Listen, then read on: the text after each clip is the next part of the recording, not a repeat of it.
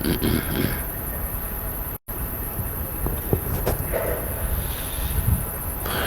بالله من الشيطان الرجيم. بسم الله الرحمن الرحيم. السلام عليكم ورحمة الله وبركاته. الحمد لله رب العالمين والعاقبة للمتقين ولا عدوان إلا على الظالمين. أشهد أن لا إله إلا الله وحده لا شريك له، وأشهد أن محمدا عبده ورسوله. اللهم صل وسلم على سيدنا محمد وعلى آله وأصحابه أجمعين. أما بعد. Muslimin muslimat yang dirahmati Allah ya subhanahu wa ta'ala. Alhamdulillah, syukur kehadirat Allah ta'ala, pada malam ini kita dapat bertemu sekali lagi. Kita sudah pun berada pada penghujung bulan yang ke-6 2023. Sama ada kita sedar ataupun tidak bahawa masa begitu cepat. Sehari, seminggu, sebulan. Kini kita berada di bulan ke-6, setengah tahun 2023. Sebab itu di antara yang paling baik sekali itu ialah kena selalulah bermuhasabah. Kita cek balik kita ni di mana. Memanglah kita duduk Sungai Petani, tapi cek balik bagaimana dengan amalan kita, ibadat kita, apa lagi, ilmu kita. Tanyalah. Mudah-mudahan kita muhasabah itu memberikan kebaikan kepada kita. Ada satu ayat Allah Ta'ala berfirman, A'udzu billahi minasyaitonir rajim. Falamma balagha ma'ahu as-sa'ya qala ya bunayya inni ara fil manam anni azbahuka fanzur maza tara. Qala ya abati fa'al ma tu'mar satajiduni insya'allahu minas sabirin. Surah As-Saffat ayat 102. Saya sengaja memilih ayat ini sebagai muqaddimah kerana kita nak sambut Idul Adha. Tak apa hari dah nak sambut Idul Adha. Dalam ayat ini Allah menceritakan, tuan-tuan pun dah baca dah ayat ni, saya baca balik malam ni. Allah Ta'ala menceritakan, falamma balagha ma'ahu as-sa'ya, bila mana anak dia sudah pun cukup tenaga, boleh tolong mak, boleh tolong ayah. Ibrahim pun bermimpi. Pertama dia bermimpi, dalam tidurnya mimpi tu kata, wahai Ibrahim, laksanakanlah nazarmu. Laksanakan nazarmu. Ibrahim dia kata, aku tak pernah bernazar. Bila masanya aku bernazar? Keduanya bermimpi sama, laksanakanlah nazarmu. Ibrahim kata, aku tak pernah bernazar. Untuk kali ketiga bermimpi baru dia jelas, laksanakanlah nazarmu, sembelihlah anakmu. Baru dia teringat bahawa dulu-dulu masa dia masih muda, Nabi Ibrahim dianugerahkan kekayaan yang luar biasa. Dia memiliki banyak binatang ternakan, untanya, kambingnya, lembunya, biri-birinya. Sesudah dia kaya, dia ni pemurah dermawan. Setiap hari dia akan sembelih binatang ternakan buat kenduri. Buat kenduri, panggil masyarakat Palestin mai makan kenduri. Masyarakat dulu tak ramai sangatlah.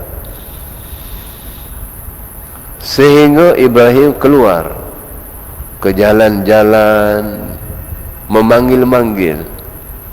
Nampak orang lalu lambai, jom pergi rumah makan kenduri, free. Hari-hari buat kenduri. Sehingga sekian lama masyarakat di situ berkata, wahai Ibrahim, pengorbananmu ni sangat tinggi. Apakah kamu tidak takut ditipu miskin papa kedana? Ni hari-hari kenduri. Ibrahim kata, pengorbananku ni sikit saja, tak banyak mana pun. Bahkan seandainya aku diberi seorang anak lelaki, aku sanggup sembelih korban untuk Allah Ta'ala. Masa itu tak ada anak lagi. Rupanya tuan-tuan, ucapan itu sudah dikira sebagai nazar. Itu nazar. Itu dia kata, laksanakan nazarmu. Baru dia teringat, oh itu. Kemudian bila sudah jelas mimpinya itu, esoknya dia kata kepada isterinya Siti Hajar. Ibrahim ada dua isteri, satu Siti Sarah, bukan puteri Sarah, Siti Sarah. Yang kedua Siti Hajar. Dia kata, wahai isteriku Hajar, persiapkanlah anakmu, aku nak bawa dia pergi ambil angin di padang pasir. Siti Hajar tidak membantah. Dia mandikan anaknya, tukar baju, pakai pakaian yang agak special sikit, nak ambil angin di padang pasir. Ismail masa tu dalam 7 tahun. Seronok lah nak ambil angin. Maka turunlah Ismail dengan Ibrahim menuju ke suatu tempat. Semasa dalam perjalanan itu, Iblis mai kacau dia. Ini kerja dia, ada Iblis.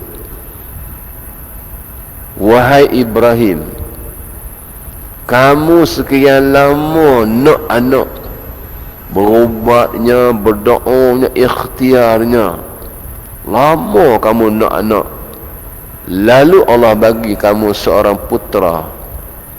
Cerdik pula budak ni. Syaitan tu kata, kamu lama dah nak anak, cerdik pula anakmu, takkan nak sembelih kot. Ibrahim kata, ini adalah perintah Allah. Iblis ni balik ke rumah, dia kacau Siti Hajar. Wahai Siti Hajar, kamu nampak relax di rumah. Kamu tahu tak, suami kamu on the way nak sembelih anak kamu. Siti Hajar kata, mana ada suami bapa sembelih anak. Ini perintah, ini perintah. Hajar kata, kalau betul itu perintah, aku rela sembelih lah. Oh, kuat. Tu masa Ibrahim turun daripada rumah tu, Siti Hajar nampak dah. Ibrahim membawa sebilah pisau dan seutas tali. Terdetik di hati, kenapa bawa pisau? Tetapi isteri solehah ni, dia bersangka baik. Mungkin kalau dapat binatang buruan, kijang ke, rusa ke, boleh sembelih dengan pisau tu, ikat dengan tali. Bila Iblis ni gagal goda Ibrahim, menggoda Siti Hajar, dia kacau pula Ismail.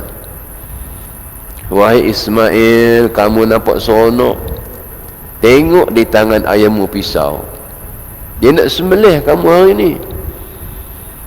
Ismail kata, mana ada bapa sembelih anak? Lalu Ismail mengambil batu, dilontarnya kepada iblis. Kerana itulah hari ini syarat rukun haji kena melontar. Melontar 3 jamrah tu. Melontar guna batu. Ibrahim guna batu. Kita pun pergi haji melontar guna batu. Kita mabik di Muzdalifah kutip batu. Tetapi hari ini ada jemaah haji, dia sangat marah kat iblis tu. Tak cukup melontar dengan batu, dia pakai kasut pula dah. Dia cabut kasut, pium, dia baling masuk alam kawah tu. Yang ni pula cabut selipar, pium, marah kat iblis tu. Padan muka dia tak ambil, jahat sangat. Tak cukup kasut, payung pula dah. Dia lipat payung, dia ikat-ikat, dia pun pium. Saya nampak, sempat mengelak gini, main di mana pula dah payung ni, kalau tidak kena kepala buta rel. Rupanya sekumpulan jemaah haji Indonesia marah sungguh kat iblis pakai payung. Perjalanan Ibrahim dan Ismail akhirnya sampai di suatu tempat bernama Mina. Bukan Mina, Mina. Sinilah jemaah haji kita nak pergi dah. Bermalam di Mina, melontar 3 jamrah. Ni pada siap dah bertolak, aku tak tahulah. Nak berwukuf tu. Bila sampai di Mina tu, Ibrahim kata berhentilah di sini. Baru Ibrahim bercerita, ya bunayya inni ara fil manam, wahai anak, ayahmu bermimpi bahawa aku disuruh sembelih kamu. Anni azbahuka, aku disuruh sembelih kamu. Fanzur maza tara, apa pendapatmu dengan mimpi ayahmu ini? Nampak tak Ibrahim kemah, tuan-tuan? Patut Ibrahim tak payah tanya, potong je kepala tu, pasal ini perintah. Tapi dia mendidik kita bahawa apa sekalipun berbincang dengan anak-anak, jangan paksa. Anak nak jadi cikgu, mak ayah tak, jangan jadi cikgu, jaga kutibai hang. Tu mak nak suruh jadi apa? Mak nak hang jadi penyanyi. Kalau boleh penyanyi rock, rambut tekak ni. Bincang, apa pendapatmu dengan mimpi ayahmu ini? Ismail masih mentah dan hijau. Hijau tu tak masak lagi. Ya abati fa'al ma tu'mar, ayah kena buat. Ayah kena buat. Mimpi ayah itu mimpi seorang nabi. Mimpi para nabi bukan mainan tidur. Ayah itu wahyu daripada Allah Ta'ala. Ayah kena buat, sembelihlah saya. Kemah Ismail pun. Ismail dululah, tuan-tuan. Ismail lah tak boleh. Ismail saudara Yaqub pun belum tentu. Cuba ni ayah nak habaq ni. Ayah mimpi suruh sembelih hang, macam dia kata cantik, terjun pergi tak balik dah. Ismail ni kata ayah kena buat. Mimpi ayah mimpi seorang nabi, itu wahyu daripada Allah Ta'ala. Kemah. Maka Ismail pun bila ayah dia nak buat, falamma aslama wa tallahu lil jabin, dua-dua Ibrahim pun dah tekad kok mana pun dia nak buat. Ini bukan potong gaji, tuan-tuan. Ini bukan potong tangan, potong kepala. Kalau potong tangan tak mati, insya-Allah. Mana ada orang mati potong tangan? Selalunya tak mati. Kalau potong kepala hidup, bahaya. Kuat Ibrahim. Suruh potong kepala anak pun dia sanggup. Inilah. Yang kita ni berapa lama dah nak potong tangan pencuri pun tak boleh-boleh lagi sampai keluar. Oh, tak boleh, esok jenuh makan sup tangan kita. Itu dia. Awak Allah Ta'ala tak cerdik ke? Terpaksa guna tenaga perah sewa hotel sebulan duk fikir bagaimana nak mengatasi bab zina dan sebagainya. Ya Allah kata aku bagi dah. Ni hukumannya. Pakai saja. Tak mau. Allah bagi tu tak standard. Suruh potong kepala. Kita nak potong tangan pencuri pun tak boleh-boleh. Kami tak setuju kalau potong tangan besok jenuh makan sup tangan. Orang tak setuju nak laksanakan hukum Allah potong tangan pencuri, dia tu memang ada cita-cita nak jadi pencuri. Tu dia takut tangan dia kena potong.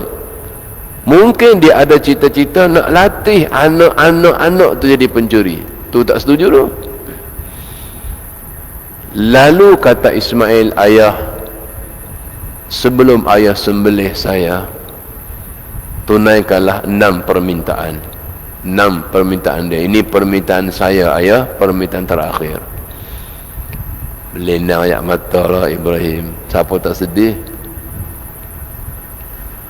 Nombor 1, ayah tolong bagi tajam pisau tu. Bagi tajam betul-betul pisau. Kalau pisau tu tajam, cepat putus leher saya. Cepat saya mati. Sebab tu tuan-tuan kita sembelih menatang pisau kena tajam.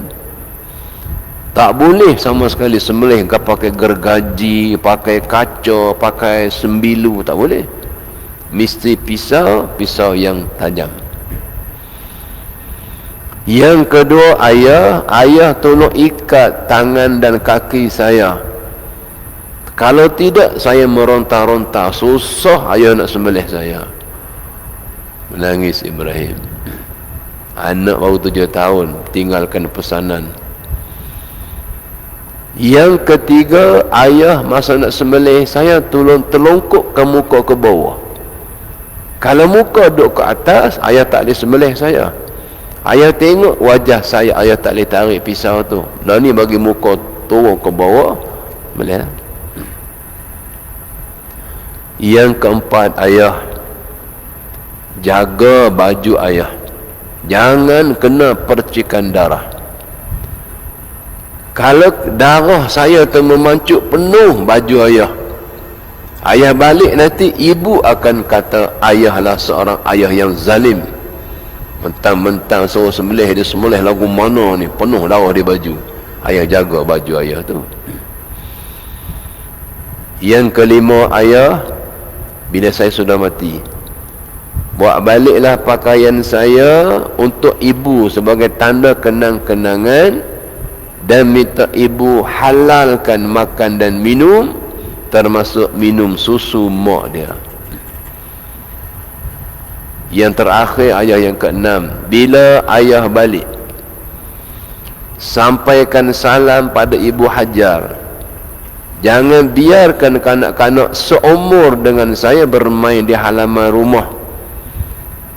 Kalau budak-budak seumur dengan saya bermain di halaman rumah, bila ayah tengok budak-budak tu, ayah jadi rindu kepada saya. Jangan bagi dia pemain. Ayah, 6 permintaan. Laksanakanlah mimpi ayah. Muslimin dan muslimat, Allah pun kata, wa nadainahu an ya Ibrahim, wahai Ibrahim, qad saddaqta ru'ya, kamu telah membenarkan mimpi kamu, dan kamu memang betul-betul dah nak buat.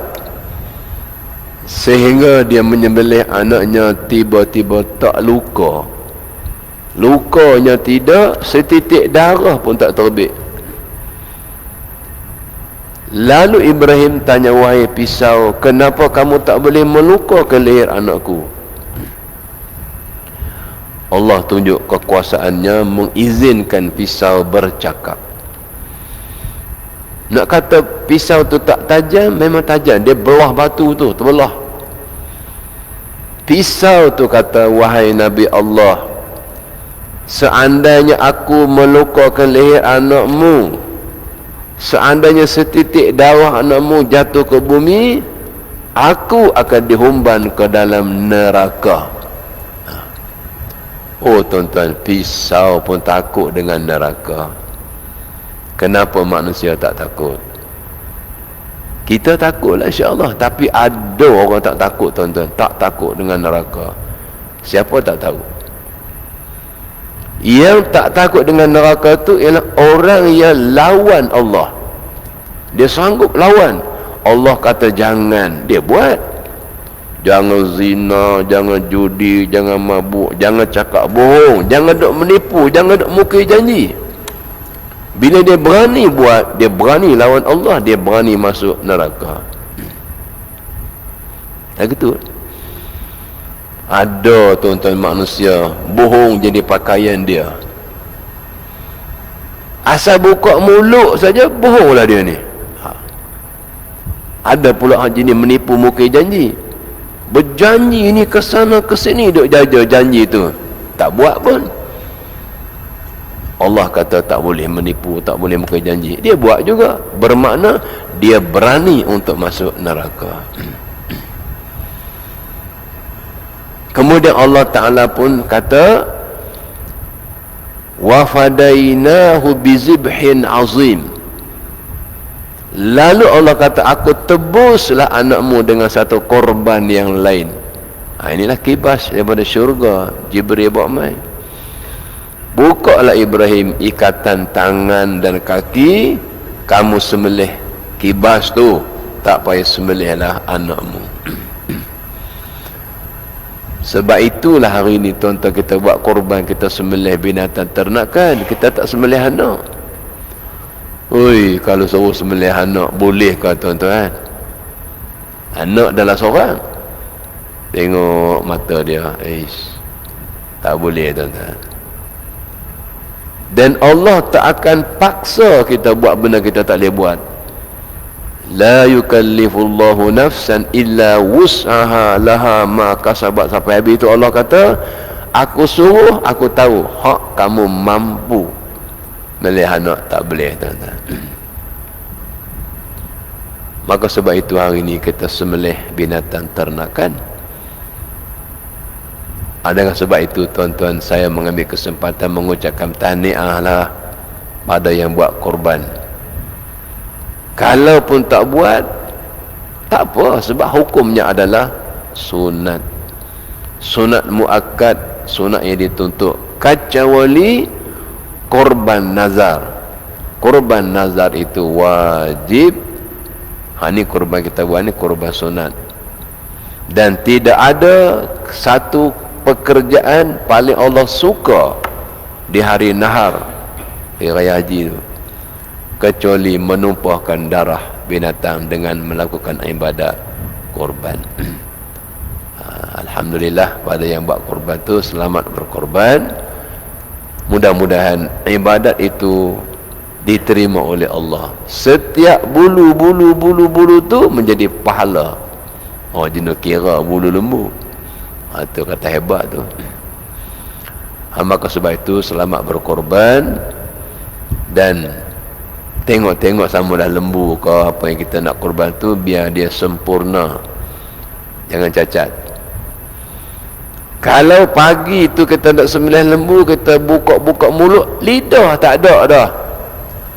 Mamat mana ni nak makan sup lidah, pergi kerak lidah lembu tu, sudah dikira cacat, tak boleh buat korban. Tukar lembu lain. Ambil lembu seekor lagi, tengok ekor pula tak ada. Mamat tu juga nak makan sup ekor, pergi kerak ekor lembu tu, tak boleh buat korban. Ataupun lembu terlampau kurus, atau lembu tu penuh kudis di badan. Jadi cari yang elok-elok sempurna kita nak persembahkan pada Allah. Dan janganlah lembu tu terlampau kurus sangat, dia tak cacat tapi kurus sangat, sampai angin tolak pun jatuh, tu teruk lah. Begitulah. Saja selingkar kisah sebenar kita nak sambut Idul Adha. Baiklah, saya baca kitab sikit. Pada pertemuan bulan lepas kita membaca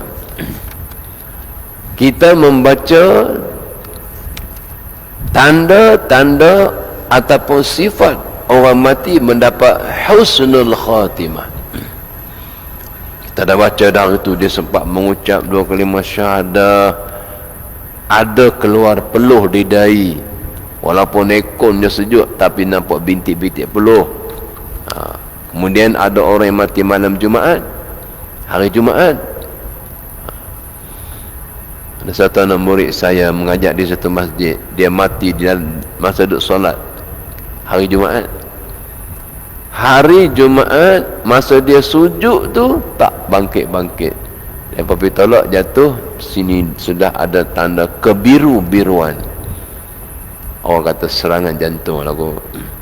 Tapi dia punya landing tu cantik. Tengah sujud dalam masjid hari Jumaat pula tu. Ini habuan dia lah masing-masing. Baik. Yang seterusnya malam ni ialah orang mati di medan perang kerana membela agama Allah. Orang yang mati di medan perang kerana membela agama Allah ialah dinamakan orang mati syahid. Syahid ni tuan-tuan balasannya syurga. Dan orang mati syahid itu dia tidak akan hancur, seakan-akan tidak mati. Dia hidup, bal ahya'un inda rabbihim yurzaqun. Di sisi Allah dia hidup. Hidup macam mana? Wallahu alam. Masa kerajaan Saudi nak meluaskan tapak di Jabal Uhud, nak buat pembangunan lah, ni masjid semua dah ada lah. Situ makam syuhada. Dikorek untuk dipindahkan jasad-jasad syuhada. Syuhada tak hancur badannya, dipindah untuk korek-korek tu. Ada mayat terkena cangkul di dahi, ni keluar darah mengalir. Luar biasa. Tu janji Allah. Orang yang mati syahid dia bukan mati, kita lah kata mati, tapi dia adalah hidup di sisi Allah Ta'ala, syahid. Baik. Adapun orang mati yang tergolong dalam istilah syahid adalah banyak, tetapi yang termulia yang di akhirat masuk syurga tanpa hisab ialah orang yang mati di medan perang fi sabilillah kerana membela agama Allah. Syahid dijamin masuk syurga.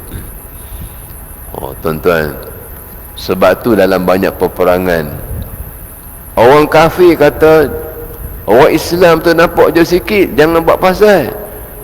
Mereka berjuang untuk mati, kita ni takut mati. Semua pi tu nak mati belakang tu, pasal ganjaran syahid tu lah. Orang kafir dia takut, oi jangan buat pasal mereka ni sikit pun, mereka berjuang untuk mati. Ini balasannya. Jadi dipanggil fi sabilillah, dia dijamin syurga. Habuanlah. Ada satu sahabat namanya Anas bin Nadar. Anak saudara dia nama Anas bin Malik. Anas bin Malik ini khaddam Nabi, duduk dengan Nabi. Dia duduk tolong Nabi. Mak dia masa Anas tu umur 10 tahun, ya Rasulullah, aku hadiah budak ni, jaga baik-baik, suruhlah buat apa pun. Aku nak bagi apa, aku tak ada apa. Nabi doakan dia. Pertama, Nabi doakan dia supaya panjang umur. Anas bin Malik umur 100 lebih. Nabi doakan dia kaya. Nabi doakan dia tu anak ramai, cucu pun ramai. Dalam perang Uhud, Anas bin Nadar ini gugur, syahid.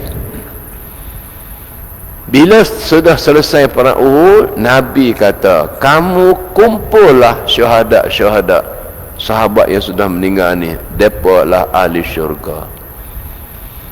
Sahabat kumpul dan kumpul. Nabi kata, kamu carilah jasad Anas bin Nadar. Ni Anas ni. Kamu cari.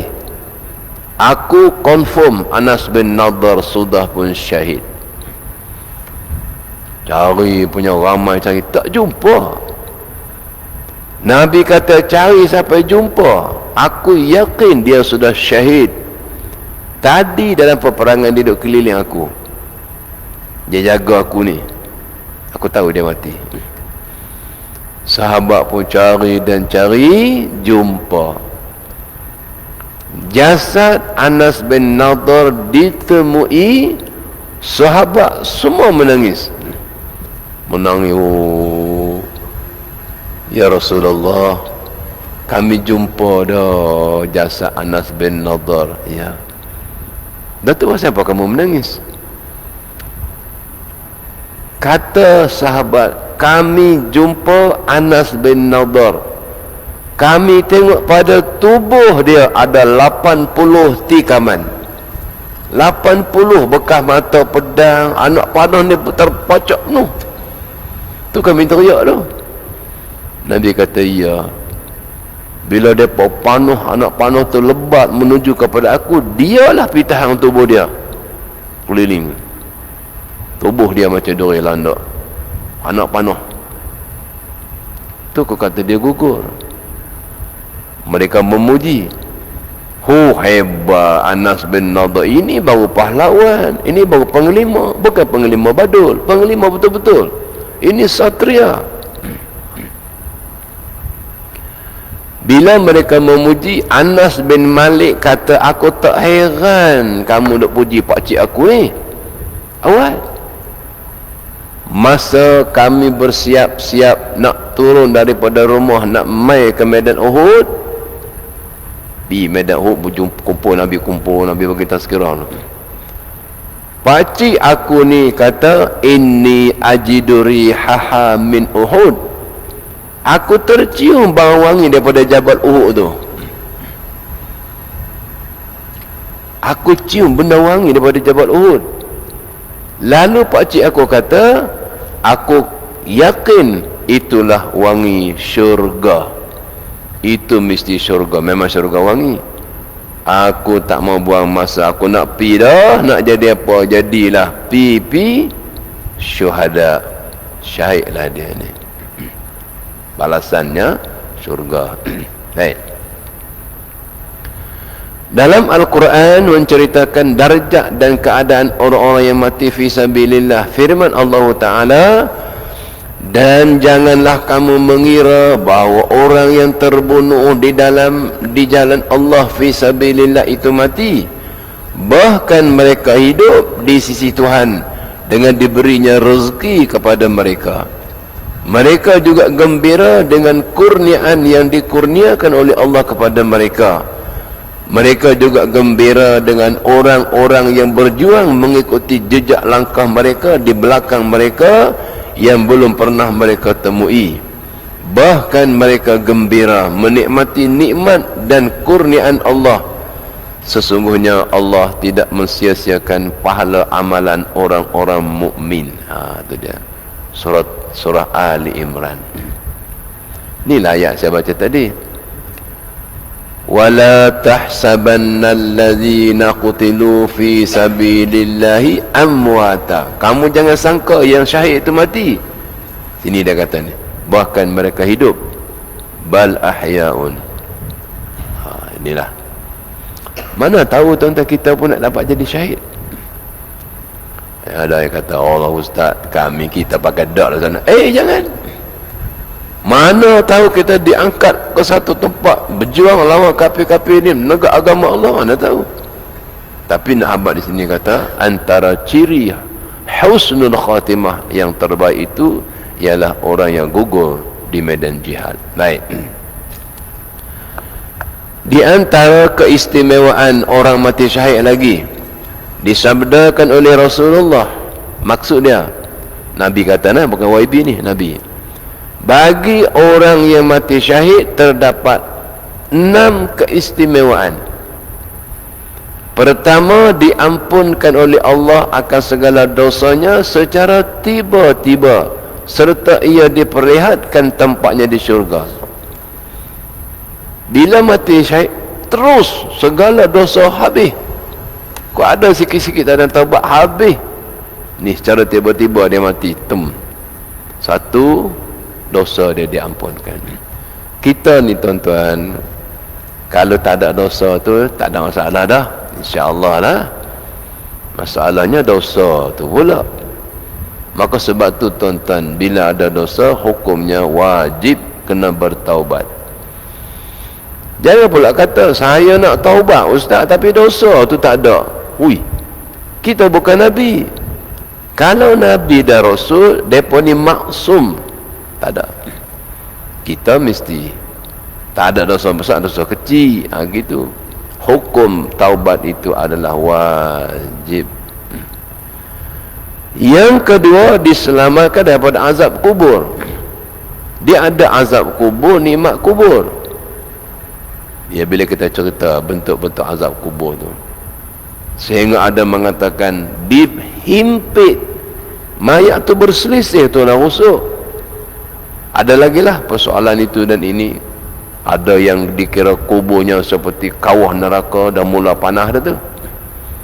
Allah selamatkan dia azab kubur. Rasulullah pun berdoa berlindung dengan azab kubur. Yang ketiga, ia diamankan daripada ketakutan yang amat besar lagi dahsyat di hari akhirat. Dia diamankan di hari yauma la zilla illa zillu. Hari itu tak ada perlindungan melainkan daripada Allah. Hara tu sangat-sangat besar. Depa ni tenang-tenang diamankan oleh Allah.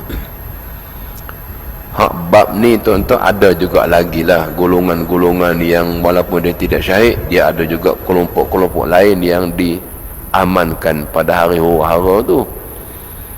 Nombor satu ialah imamun adilun. Imam yang adil. Imam tu ialah pemimpin. Pemimpin yang adil, tak menipu, tak cakap bohong, tak makan janji, gitu. Satu. Kalau tuan-tuan jadi pemimpin, jadilah pemimpin yang disayangi, bukan pemimpin yang ditakuti. Buat juga dia suruh tapi dia jangan takut, buatlah kadar sudah. Tapi dan daripada kumpulan itu ada juga disebut laki-laki yang normal. Normal laki-laki ni, bukan alpondan lah.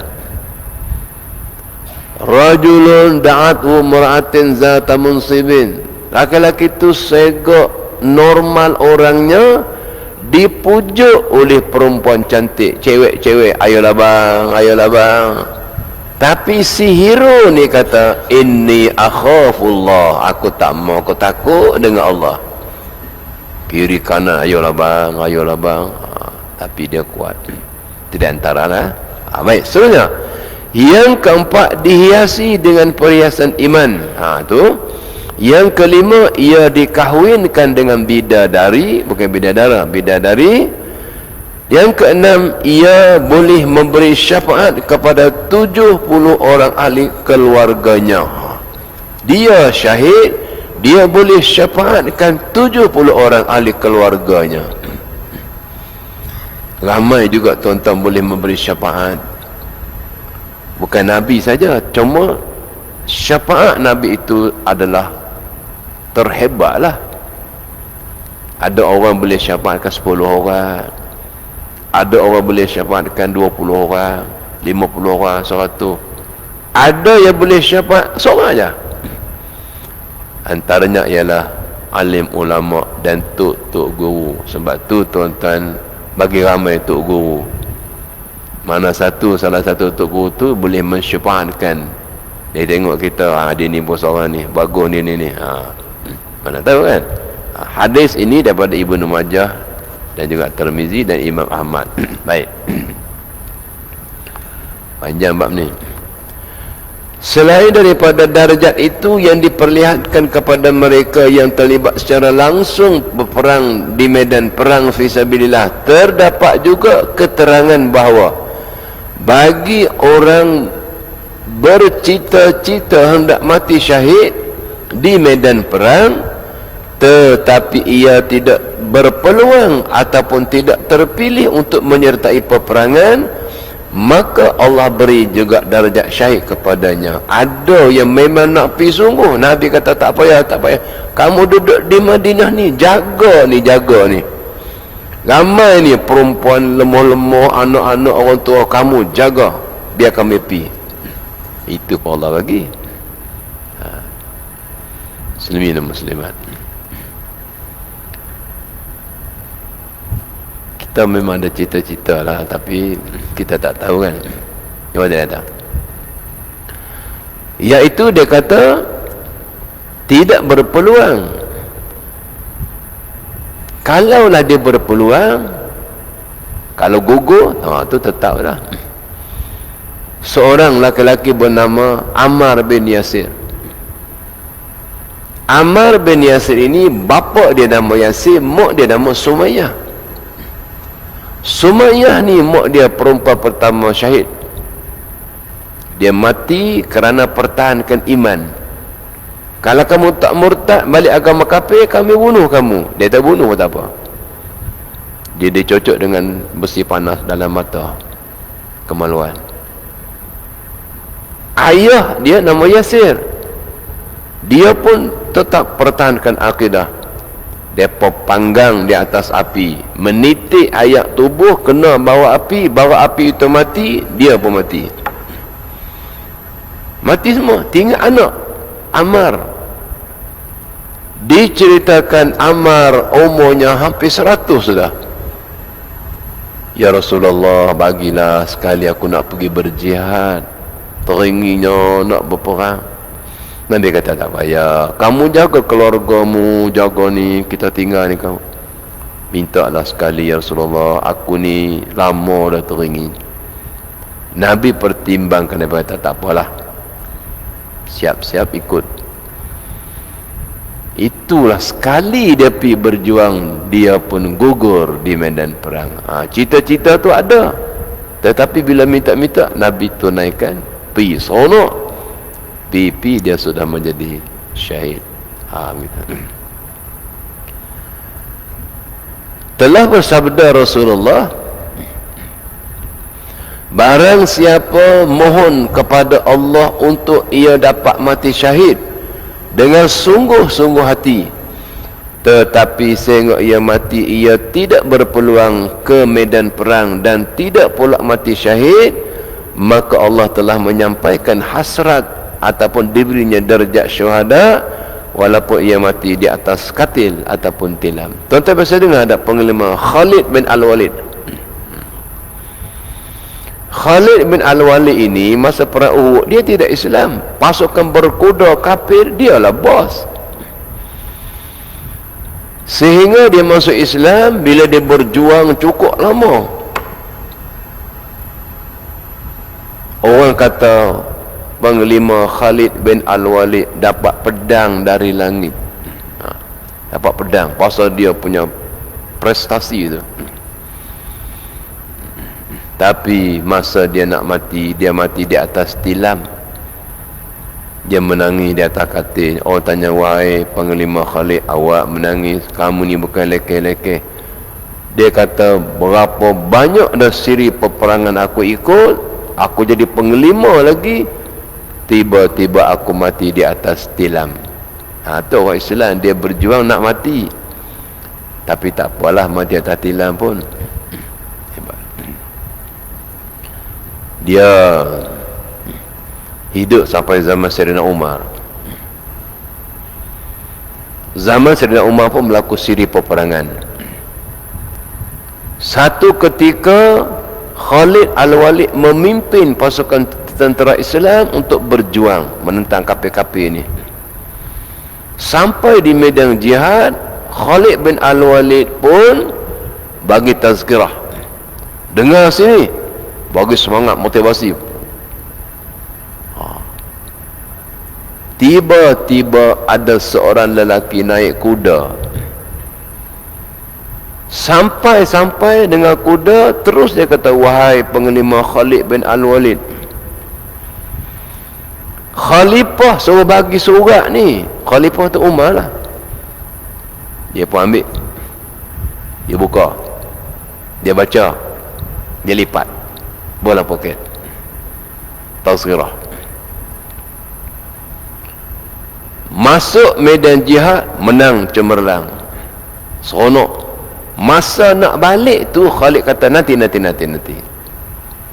Berita gembira aku nak bagi tahu kamu. Semua tunggu. Kamu nampak tak seorang lelaki naik kuda bagi surat kat aku masa kita nak mula start nak berperang? Nampak ah.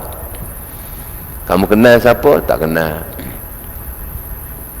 Kamu tahu surat tu daripada siapa? Tak tahu. Kata pengelima Khalid Al-Walid, surat itu daripada Khalifah Umar.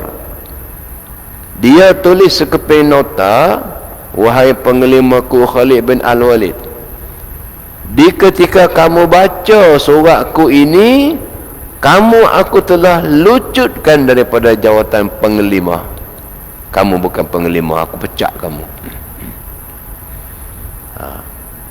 Bila tentera Islam dengar mengamuk.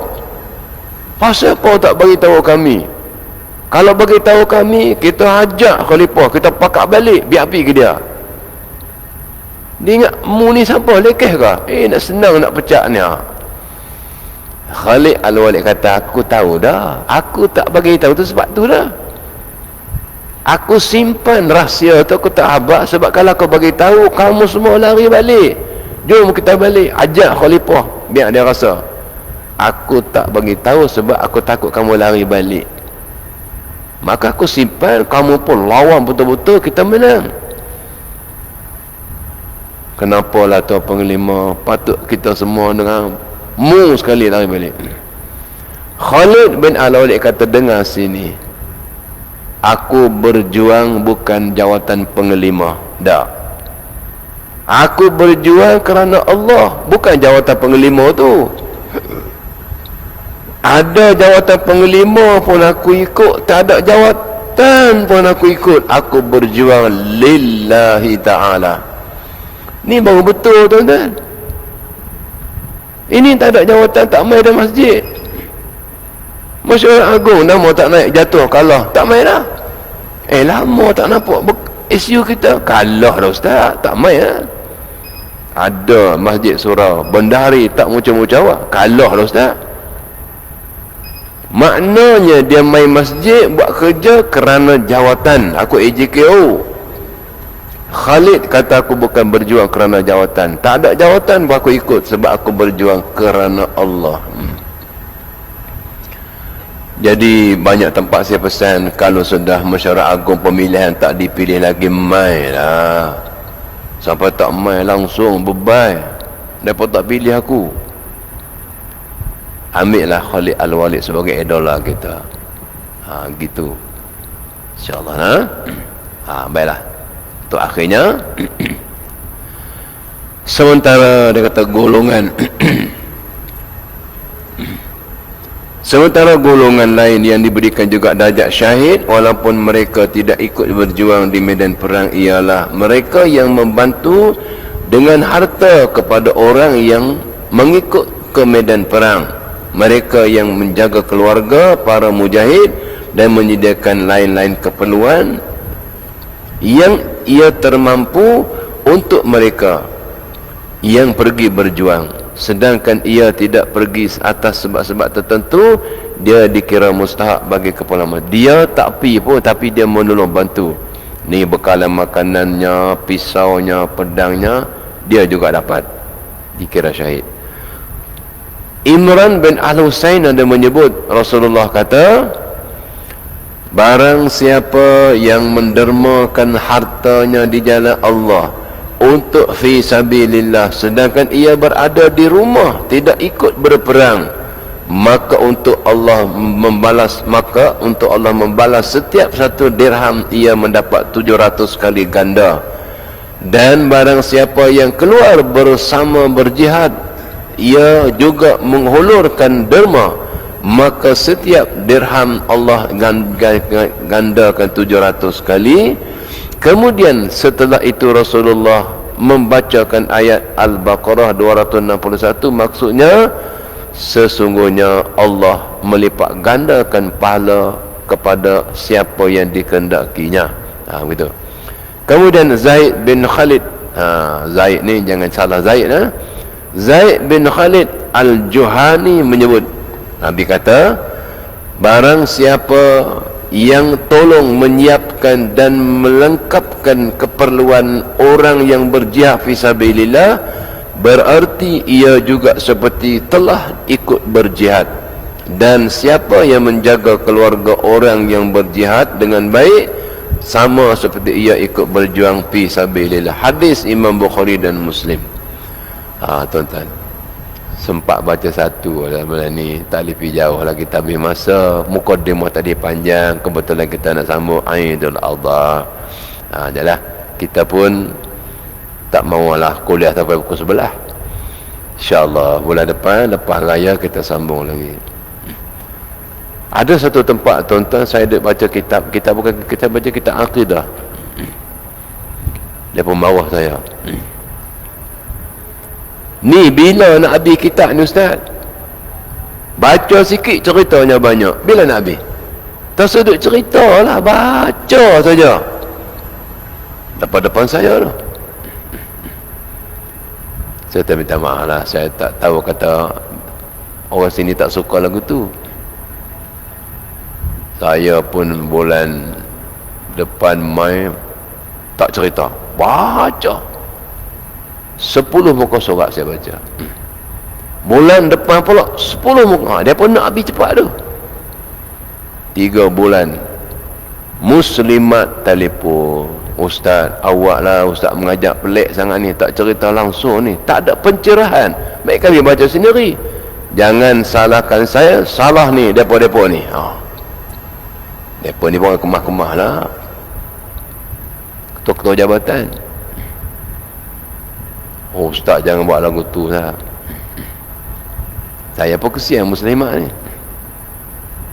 patah balik mengajak macam tu lah cerita. Bulan berikutnya depa kunci masjid, tak bagi masuk. Ajak ustaz kata, biar dia. Siapa pun tak pi, pintu kunci, pintu pagar buka. Saya boleh masuk semuanya di luar. Maghrib seorang-seorang saya. Depa nak ajak kita, gelap, suai lampu di dalam. Fahamlah saya bahawa depa marah lah tu. Saya kata tak apalah, saya terus tak pi. Tapi tu sebab kali ni muslimat lah telefon, ustaz kitab tak habis lagi, kami beli dah lah pakai kitab tebal. Saya terpaksa berhentilah sebab mereka sabotaj saya. Mereka tak buka pintu, semua gelap. Mereka nak ajak saya. Puan-puan kalau nak dengar kuliah saya, sila hijrah ke Masjid Kuning, ada kuliah saya. Tempat ada Temusu, banyak tempat. Peraja. Rupanya 2-3 orang tu lah, dia ada jawatan ngurusi semua tu. Maka baru-baru ni ada satu kenduri. Saya pergi kenduri, jumpalah dengan geng-geng masjid ni. Surau. Oh ustaz, lamanya ustaz, awak tak main, kami ni tak ada siapa ni. Saya kata itulah, saya rasa saya nak tinggal, tapi sebab dia buat lagu tu. Lepas keluar saya tak pergi lah. Tuan-tuan pun begitu. Kalau tak suka baca kitab lagu duk cerita-cerita tu, tolong bagi tahu. Abang elok-elok lah, jangan kunci masjid pula. Kan, abang hantar telefon mesej, tak maaf sana, kami tak berminat dah ustaz mengajak apa, kalau baca sikit cerita pula banyak. Sebenarnya kita pun, jadi tempat yang saya berhenti itu saya hadiahkan kepada satu masjid lain. Slot tu pergi kat kawan lain, lalu dia pun dah pujuk. Saya kata tak boleh buat apa dah, tempat itu sudah saya hadiah pada masjid lain. Nak ambil balik tak boleh lah, pasal apa mereka dah beli kitab dah. Nanti apa pelik ustaz ni, baru main 2 kali berhenti dah. Kalau nak juga strategi ni, sahabat sana ada satu masjid kitabnya nak habis dah. Nak habis dah. Sebab saya dah janji, habis kitab tu saya minta diri berhenti lah. Sini pun sama, tapi tebal lagi, dia lambat lagi. Jadi tak boleh nak tarik balik dah, sebab saya dah beli kitab. Gitu. Nah, baiklah tuan-tuan, terima kasih, mohon maaf banyak-banyak. Selamat menyambut Aidul Adha. Raya hari Khamis boleh buat korban. Hari Jumaat tu kalau nak korban dia sempit sikit masa. Nak solat raya lagi, lepas tu nak mai Jumaat lagi. Tapi kalau nak buat pun boleh. Tapi kalau banyak ekor tu takut tak ada lah. Gitu. Tapi sini biasa dah ni, orang yang hebat-hebat champion lapah ni cepat. Jadi siapa tak berkorban tu sumbangkan tenaga lah, mai kita meramaikan insyaAllah. Mari kita tangguh dulu, seorang sekali baca tasbih kafarah dan suratul Asr. Subhanakallahumma wa bihamdika asyhadu an la ilaha illa anta astaghfiruka wa atubu ilaik. Bismillahirrahmanirrahim. Wal 'asri innal insana lafi khusr illa alladhina amanu wa 'amilus shalihat wa tawasaw bil haqq wa tawasaw bis sabr. A'udzu billahi minasyaitonir rajim. Bismillahirrahmanirrahim. Alhamdulillahirabbil alamin wassalatu wassalamu ala rasulillah wa ala alihi ajma'in. Rabbana atina fid dunya hasanah wa fil akhirati hasanah wa qina adzabannar. Wa sallallahu ala Muhammadin wa ala alihi washabbihi wasallam. Walhamdulillahirabbil alamin. Assalamualaikum warahmatullahi wabarakatuh.